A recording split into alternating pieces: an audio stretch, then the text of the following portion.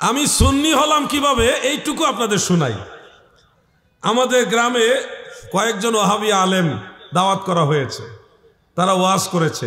আমি তো তখন ওয়াহাবি সুন্নি এগুলি বুঝি না, ছোট মানুষ। ওয়াজ শুনতে গেছি, তো ওনারা আইসা ওয়াজ করতেছে, মানুষ মারা গেলে তাদের জানাজার পরে কোনো দোয়া নাই, দাফনের পরে দোয়া করা জরুরি না, শবে বরাত বলতে ইসলামে কিছু না, এগুলি বেদাত, কোনো বিশেষ নামাজ পড়া যাবে না, শবে মেরাজ উপলক্ষে বিশেষ কোনো নামাজ নাই, ফরজ নামাজের পরে দোয়া করা বেদাত, জিকির সম্মিলিত করা যাবে না, এগুলি সম্পূর্ণ বেদাত, সবাই মিলে একসাথে দুরূদ পড়া যাবে না, সম্পূর্ণ বেদাত। এই ধরনের ওয়াজ করলো। দেখেন, আমি এই ছোট ভাইদের মতো ওই সময় ছোট নামাজ কালাম পড়ি, মানে নামাজ কালাম মসজিদে আসা যাওয়া করি আর ওয়াজ মাহফিল হইলে যাই। এইটুকু বয়সে আমার কাছে বিরক্ত বিরক্ত লাগছে। এই হুজুরে খালি কই জিকির করা যাইব না, দোয়া করা যাইব না, এই হুজুরে কইতেছে যে দোয়া করা যাইব না, খাবার যাইব না, মিলাদও নাই, হ্যাঁ চল্লিশা নাই, হ্যাঁ তারপরে শবে বরাত কিচ্ছু নাই, বাচ্চা মানুষ তো। আমার কাছে তখন একটা বিরক্তি বিরক্তি লাগছে যে হুজুরটা ভালো না, এই হুজুরটা কই করা যাইতো না খালি। কারণ ওই সময় মসজিদে গেলে সবার সাথে একটু জিকির আজকার করতাম, হুজুরের ওয়াজ শুনতাম, মাঝে মধ্যে সুবহানাল্লাহ বলতাম, আবার কতক্ষণ মুনাজাত করতাম, হুজুরের মুনাজাত শেষ হলে আবার তবরক দিত, খুশি হইতাম না। বাচ্চা মানুষ এই ছেলেদেরকে যদি একটু তবরক দেন, একটু বিরিয়ানি দেন, খিচুড়ি দেন, একটা জিলাপি দেন বা দুইটা খেজুর দেন, এগুলি পাইলে বাচ্চারা খুশি হয় না? ওই সময় আমরা মনে করেন জিকির আজকার শবে বরাতের রাত্রে মাশাআল্লাহ আল্লাহর রহমতে কয়েক মসজিদে নামাজ পড়তাম, এখানেও আছে মাশাআল্লাহ। আর শবে কদরের রাত্রে সারা রাত শুধু মাইকের আওয়াজ শুনতাম, আর ওই মসজিদে যাইতাম, বিরিয়ানি খাইতাম, খিচুড়ি খাইতাম, আর জিলাপি খাইতাম, আর কিছু নামাজও পড়তাম, জিকিরও করতাম। ওই ছিল আমাদের শৈশবকাল। এই হুজুরে যখন ওয়াজ করলো যে এগুলি করা যাবে না, তখন মনটা খারাপ হয়ে গেল। তারপরে দেখলাম এরা বড় বড় হুজুর, মনের ভিতরে একটা সন্দেহ ঢুকছে, এত বড় হুজুররা বলতেছে, এটা মনে হয় আসলে ভালো কাজ না, এটা ছোট মানুষ না, মনের ভিতরে একটা ধাক্কা লাগছে, সংশয়। কিছুদিন পরে আল্লামা মুফতি আবু নাসের জেহাদি সাহেবের মাহফিল আমাদের এলাকায়, ওনার মাহফিলে গেলাম। সেই হুজুর মুরব্বী, লাল দাড়ি, সুন্দর চেহারা, বয়স্ক মানুষ, উনি ওয়াজ করতেছে। ওয়াজ শুনতে শুনতে তখন ওইখানে আবার ওই একই বিষয়গুলি উনি আবার আলোচনা করলেন যে নামাজের পরে আপনারা দোয়া করবেন, এই সময় দোয়া করলে কবুল হয়, যে সময় দোয়া করলে কবুল হয় তখনই তো করা উচিত। জানাজার পরে দোয়া করবেন, জায়েজ আছে, এই দলিলের আলোকে জায়েজ। কেন দোয়া করবেন না? এই লাশের খাটে তো আপনিও শুইবেন, আপনারও তো দোয়া দরকার আছে, আপনার মা বাবার দোয়া দরকার আছে, মুর্দেগান সবার জন্য দোয়া দরকার। দাফনের পরে দোয়া করবেন, 40 জিয়াফত করবেন, তারপরে শবে বরাত করবেন, কারণ এটা ইবাদতের রাত, এই রাত্রে দোয়া করলে কবুল হয়। শবে কদরে আপনারা নামাজ পড়বেন। এইভাবে উনি বললেন এগুলি করা যাবে। দুইটা ওয়াজ শুনে আমার ভিতরে একটা এমন কনফিউশন তৈরি হয়েছে যে কোন হুজুরের কথা শুনবো। ওই হুজুর অনেক বড় হুজুর, যিনি বলছে করা যাবে না, ওই হুজুর অনেক বড় হুজুর। আবার যে হুজুর বলছে যে এগুলি করা যাবে, উনিও আরো বড় হুজুর, উনি মুরব্বী। দুইজনের কথা শুনে আমি আমার মায়ের কাছে গেলাম, আমার আম্মা জানের কাছে যাই বললাম, আম্মা জান, আগের যে একটা হুজুর আসছিল উনি বলছিল দোয়া করা এটা বেদাত, করা যাবে না, কিন্তু কালকে যে হুজুর আসছে এই হুজুরে কইছে যে না করা যাবে। আম্মা, এই দুইজনই তো বড় হুজুর, আমরা কোন হুজুরের কথাটা মানব? ওই হুজুর বলছে দোয়া করা যাবে না, এই হুজুর বলছে দোয়া করা যাবে। আমার আম্মা জান আমার চেহারার দিকে তাকিয়ে, খুব চেহারাটা ফ্যাকাশে, খুব মলিন করে বলতেছে, আমাদের এলাকায় নিজের ছেলে সন্তানকে ফুত বলে, ফুত আদর করে। আমাকে আম্মাজান বললেন, ফুত তুই আমার লেগে দোয়া করতি না?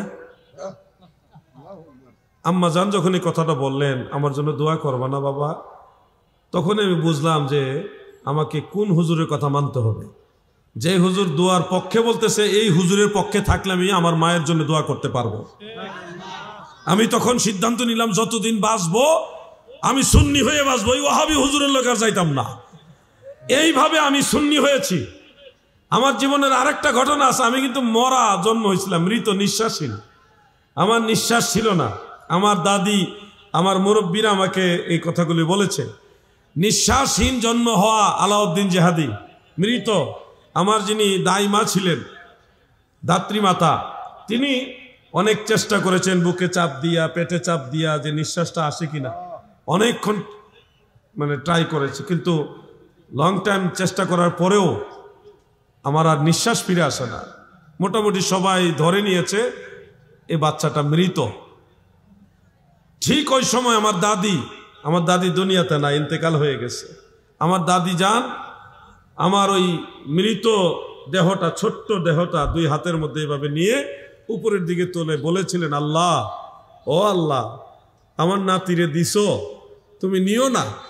আল্লাহ, তোমার ওলি শাহজালাল বাবার দরবারে আমি একটা খাসি নজরানা দিব, মান্নত করলাম, তোমার ওলি শাহজালাল ইয়ামানির উসিলায় আমার নাতির জান ফিরে দাও। এইভাবে আমার এই বডিটা উপরের দিকে তুলে বলার পরে দাদি যান যখন আমাকে নিচের দিকে নামাইছেন, তখনই আমি কোনো চাপ দেওয়া লাগে নাই, নাড়াচাড়াও করা লাগে নাই, এমনিতে নিঃশ্বাস নিছি। সেই আলাউদ্দিন জিহাদি মরা হয়েছিলাম, আল্লাহ জান দিছে। এই জন্য ওলি আল্লাহর পক্ষে কথা বলতে ভালো লাগে। আল্লাহ আমার রুহু ফিরাই দিছে আল্লাহর ওলিদের উসিলায়। ওয়াহাবিরা তুমি বুঝবা না, তোমরা বুঝবা না ওলি আল্লাহর পাওয়ার কতটুকু, তোমরা বুঝবা না। আল্লাহর ওলিরা যখন দোয়া করে, হাদিসে কুদসিতে উল্লেখ, ওয়া ইনসালানি লাউতিয়ান্নাহু, আমার ওলিরা আমার কাছে কিছু চাওয়ার সাথে সাথে আমি দান করি। সুবহানাল্লাহ বলেন। নিজের জীবনের এই কথাগুলি আপনাদের সামনে তুলে ধরে আপনাদের আহলুস সুন্নাহ ওয়াল জামাত তথা ওলি আল্লাহর পক্ষে হক্কানি রব্বানি সুন্নি আলেমদের পক্ষে থাকার জন্য উৎসাহিত করতেছি। মূলত আমার জীবনী বলা উদ্দেশ্য না, উদ্দেশ্য হলো দেখেন আল্লাহর ওলি বাবা শাহজালাল ইয়ামানির উসিলায় আমি জান ফিরা পাইছি। দিয়েছে কে? ওলি আল্লাহ হলো উসিলা, আল্লাহর ওলিরা কি উসিলা।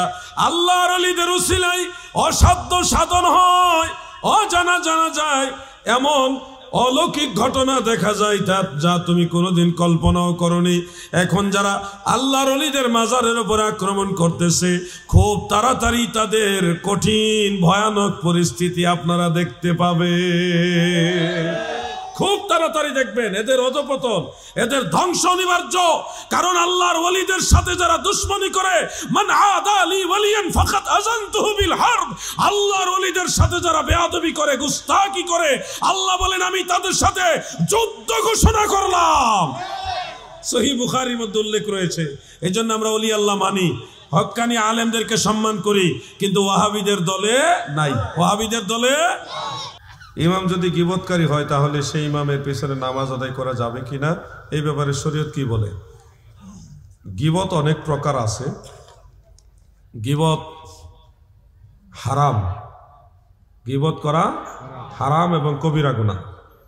কিছু গীবত আছে, ফতোয়া শামির মধ্যে মাসালাটা আছে যে তা'মুরুনা বিল মা'রুফ ওয়া তানহাউনা আনিল মুনকার ওয়া তানহাউনা আনিল মুনকার। এই যে অসৎ কাজের নিষেধ, অসৎ কাজের নিষেধ, যেমন কোনো একজন ব্যক্তি বলেছে যে একটা ভুল মাসালা বলেছে, যে ভুল মাসালা, যেমন সাংবাদিক, নবীজিকে সাংবাদিক বলেছে। এখন পাল্টা আরেকজন আলেম যদি ওই আলেমের নাম মেনশন করে তার অনুপস্থিতিতে বলে যে অমুক ব্যক্তির এই মাসালা সঠিক নয়, এটা আবার গীবতের অন্তর্ভুক্ত হবে, এটা তানহাউনা আনিল মুনকার হবে।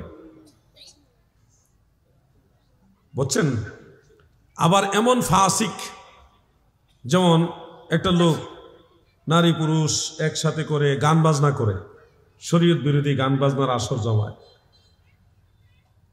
এই ধরনের প্রতিবাদ যদি আরেকজন হক্কানে আলেম বলে যে অমুক লোক এই শরীয়ত বিরোধী গান বাজনা করে, এই লোকের এই মজলিসে যাওয়া যাবে না, তার অনুপস্থিতিতে যদি তার গীবত করে, গীবত, তখন এটা আল্লাহ তাআলার দরবারে গুনার কাজ হিসেবে গণ্য হবে না, এটা তানহাউনা আনিল মুনকারের অন্তর্ভুক্ত হবে।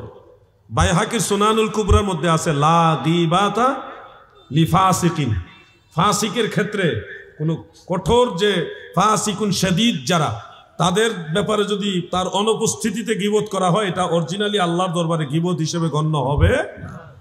গীবত দুই রকম, সহজে বুঝে নেবেন। গীবত দুই রকম, একটা হলো হারাম কবিরা গুনাহ, আর একটা হলো ঈমানের স্বার্থে, নেক আমল ঠিক রাখার স্বার্থে যদি কারো গীবত করা হয়, ওটা যদিও গীবত কিন্তু এটা গুনার কাজ না।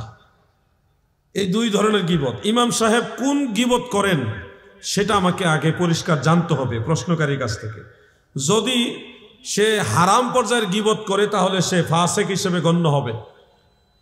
আপনি নিশ্চয় জেনে রাখবেন, আহলুস সুন্নাহ ওয়াল জামাতের চূড়ান্ত রায়, ফাসেকের পিছনে ইক্তেদা করা জায়েজ আছে। কিন্তু আপনি যদি জানেন এই লোকটা সবসময়ই পাপ কাজ করে, তখন তার পিছনে ইক্তেদা করা থেকে বিরত থাকা আপনার জন্য তাকওয়া।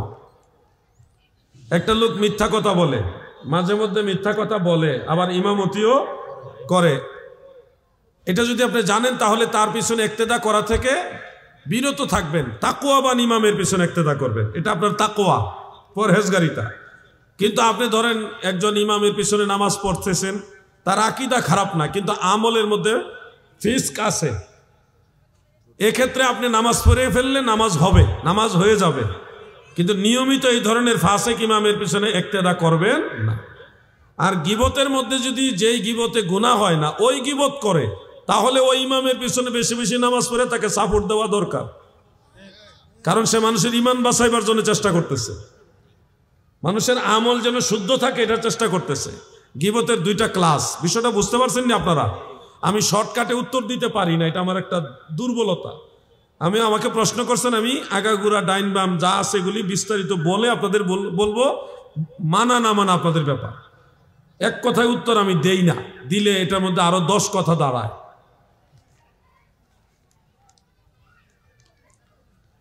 প্রশ্নকারী সালাম লিখেছেন, আসসালামু আলাইকুম, সবাই মিলে উত্তর দেন। ওয়ালাইকুম আসসালাম। নামাজে পুরুষেরা নাভির উপর এবং মহিলারা বুকের উপর হাত বাঁধার বিধান কি, এবং এই বিধান কোথা থেকে এসেছে? জনৈক ইমাম সাহেব বলেছেন নামাজে হাত না বাঁধলেও নাকি নামাজ হয়ে যাবে, এই ব্যাপারে শরীয়ত কি বলে? সুন্দর এবং শিক্ষণীয় গঠনমূলক প্রশ্ন, এজন্য প্রশ্নকারীকে আমি আন্তরিকভাবে ধন্যবাদ জানালাম। নামাজে হাত বাঁধা, নাভির নিচে কিংবা মহিলারা বুক বরাবর হাত বাঁধা, এটা সুন্নত। এটা কি সুন্নত? বলেন, এটা কি সুন্নত? এই সুন্নতের ক্ষেত্রে পুরুষের ক্ষেত্রে নাভির নিচে, মহিলাদের ক্ষেত্রে বুক বরাবর, দুইটা পার্থক্য হওয়ার মূল কারণ হলো, মনে রাখবেন, কোরআন শরীফের একটা আয়াত, সূরা বাকারা আয়াত নম্বর 238। এই আয়াতে কারিমাকে কেন্দ্র করেই নারী এবং পুরুষের হাত বাঁধার ডিফারেন্স হয়েছে, পার্থক্য হয়েছে। এমনিতে নাভির নিচে দয়াল নবীজি হাত বেঁধে নামাজ পড়েছেন, এই মর্মে 9টি হাদিস শরীফ আছে। কয়টি? 9টি হাদিস শরীফ আছে। এর মধ্যে 5টা হাদিস শরীফ হাসান সহিহ, আর 4টা হলো দাঈফ, দুর্বল। মনে রাখবেন কথাগুলো, আমি আমানতদারিতার সাথে কথা বলি। দয়াল নবীজি নাভির নিচে হাত বেঁধে নামাজ আদায় করেছেন, এই জন্য সাহাবাই কারাম পুরুষ যারা সবাই নাভির নিচে হাত বেঁধেছেন, আমরাও নাভির নিচে হাত বাঁধি। মহিলারা বুক বরাবর হাত বাঁধার মাসআলাটা আসছে ওই যে সূরা বাকারা, বলেন কত নম্বর আয়াত? 238। হাফিজু আলাস সালাওয়াতি ওয়াস সালাতিল উসতা ওয়া কুমু লিল্লাহি কানিতিন। আল্লাহ তাআলা বলেন, তোমরা নামাজের প্রতি যত্নবান হও, বিশেষ করে মধ্যবর্তী নামাজ। শেষের কথাটা খেয়াল করবেন, ওয়া কুমু, আর নামাজে দাঁড়াও, দণ্ডায়মান হও, লিল্লাহি, আল্লাহর প্রতি দাঁড়াও, কানিতিন, বিনয় নম্রতার সাথে দাঁড়াও, বিনয়ের সাথে নম্রতার সাথে দাঁড়াও, আদবের সাথে দাঁড়াও। নামাজে দাঁড়ানোর নির্দেশনাটা আসছে বিনয় এবং নম্রতার সাথে দাঁড়ানোর। কার আদেশ এটা? আল্লাহ। এক্ষেত্রে বড় বড় মুজতাহিদ যারা, মুফাসসির যারা, তারা মহিলাদের নামাজের ক্ষেত্রে অন্যান্য হাদিসগুলি দেখেছেন যে সেখানে মহিলাদের নামাজের ভিতরে ওনাদের শরীরের অঙ্গ প্রত্যঙ্গ, লজ্জাস্থানগুলি ঢাকনা পরে এমন বিষয়টাকেই গুরুত্ব দেওয়া হয়েছে। আমি কথাটা আবার রিপিট করি, মহিলাদের নামাজের ক্ষেত্রে তাদের লজ্জাস্থান সমূহ, অঙ্গ প্রত্যঙ্গ এগুলি ঢাকনা পরে এমন বিষয়গুলোকে মহিলাদের নামাজের ক্ষেত্রে গুরুত্ব দেওয়া হয়েছে। যেমন মহিলারা সেজদা দিবে পুরুষের মতো না, পুরুষ সেজদা দিলে সিনা এবং জমিনের মাঝখানে একটু গ্যাপ রাখতে হবে, ছোট একটা বকরির বাচ্চা যেন আপ ডাউন করতে পারে। হাত দুইটা মাটির সাথে বিছায় দিবে না, বরং একটু তুলে রাখবে, ফাঁক করে রাখবে। এটা পুরুষের জন্য সুন্নত। কোমর পুরুষ উঁচা করে রাখবে। কিন্তু মহিলাদের ক্ষেত্রে বিধান হলো হযরত আলী রাদিয়াল্লাহু আনহু, হযরত ইবনে আব্বাস, হযরত ইবনে ওমর, ওয়াইল ইবনে হুজর রাদিয়াল্লাহু আনহুম তিনারা বর্ণনা করেছেন। মহিলাদের ক্ষেত্রে বিধান হলো যে সুইলা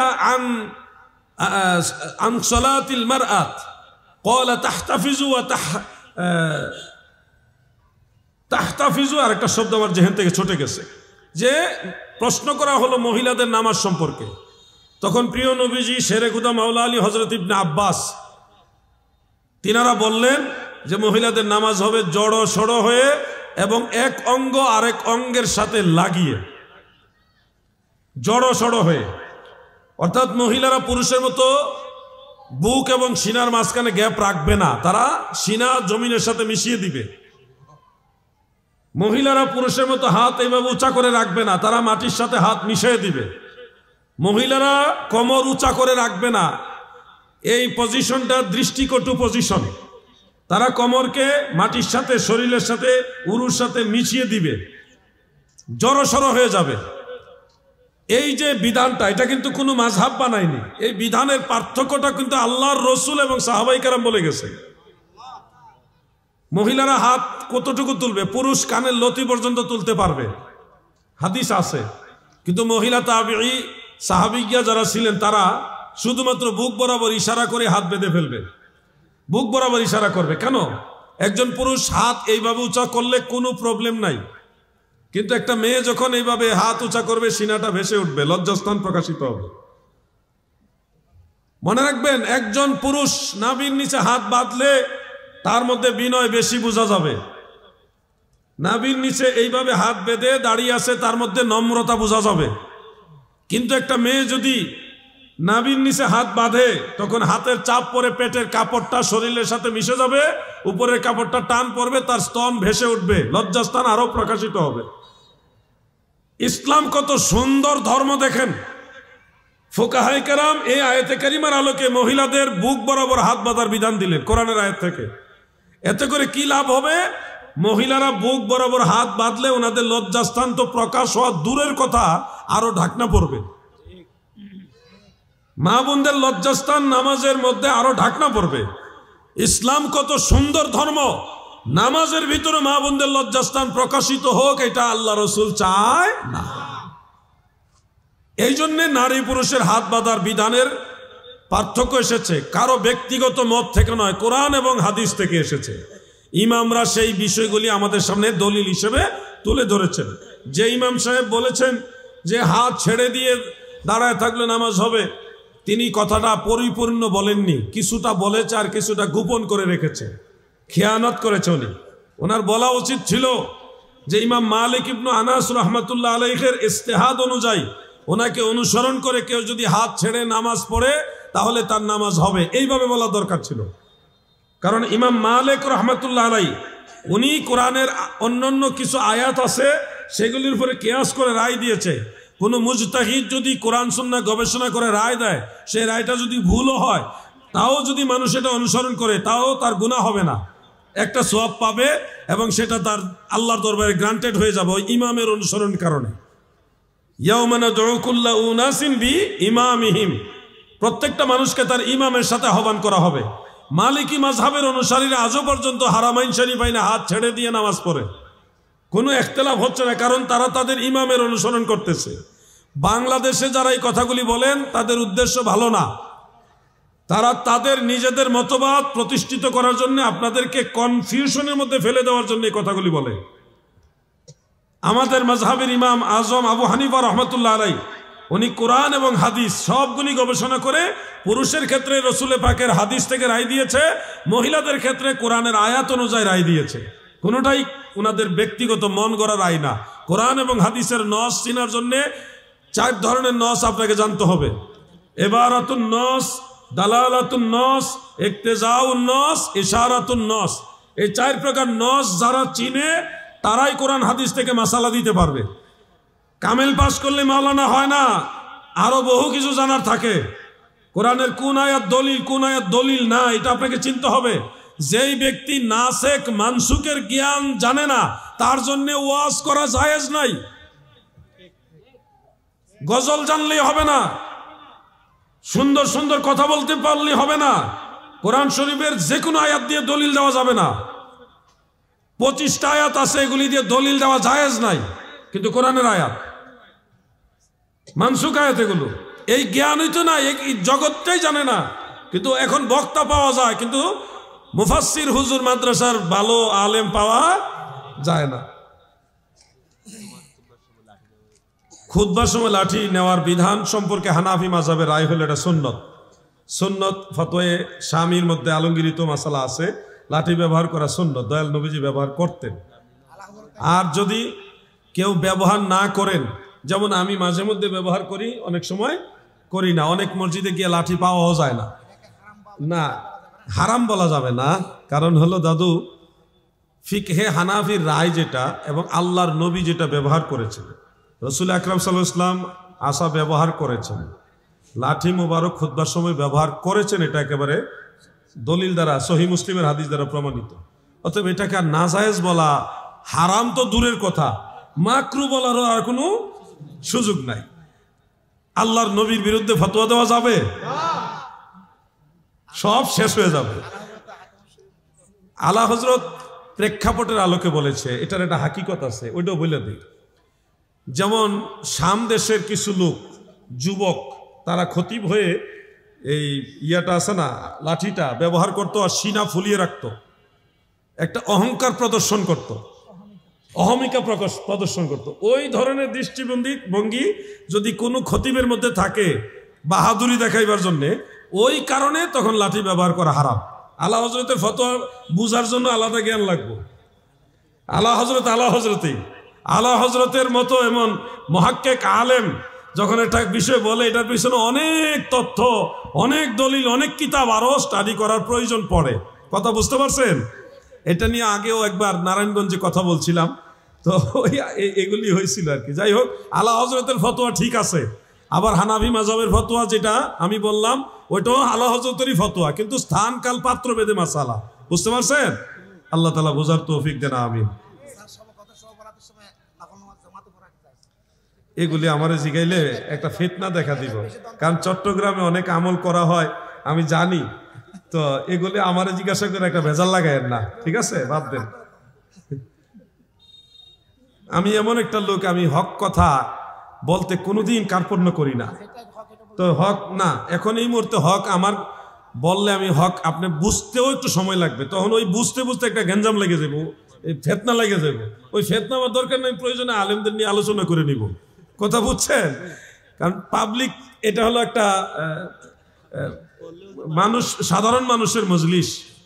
এখানে একটা বিষয় আমি বলে দিব, আমি সঠিক মাসালাই বলবো, কিন্তু এর বিপরীতে এখানে অন্য আমল হয়। এখন তো একটা পেশ লেগে যাবে, এই আমরা সারা জীবন এটা করছি, উনি করলে এটা করা যাবে না, একটা পেশ লাগবো না। এই সাধারণ মানুষের মধ্যে কোনো বেজাল সৃষ্টি হোক, এটা আমি চাই না। প্রয়োজন আমরা আলেমরা বসে আলোচনা করব। আমি জানি কোনটা কিভাবে বলতে হবে, কিন্তু সব জানলেই সব জায়গায় বলে যে সে বুকা, জানলেও সব কথা সব জায়গায় বলা যাবে না। এবং যথোপযুক্ত মানুষ যারা, জ্ঞান যাদের আছে, তাদের সামনেই কিছু কিছু কথা বলতে হবে, সবার সামনে ওই কথাগুলি বলা যাবে না, উম্মতকে ফিতনায় ফেলা যাবে না। আল্লাহ যেন বুঝার তৌফিক দেন, আমিন।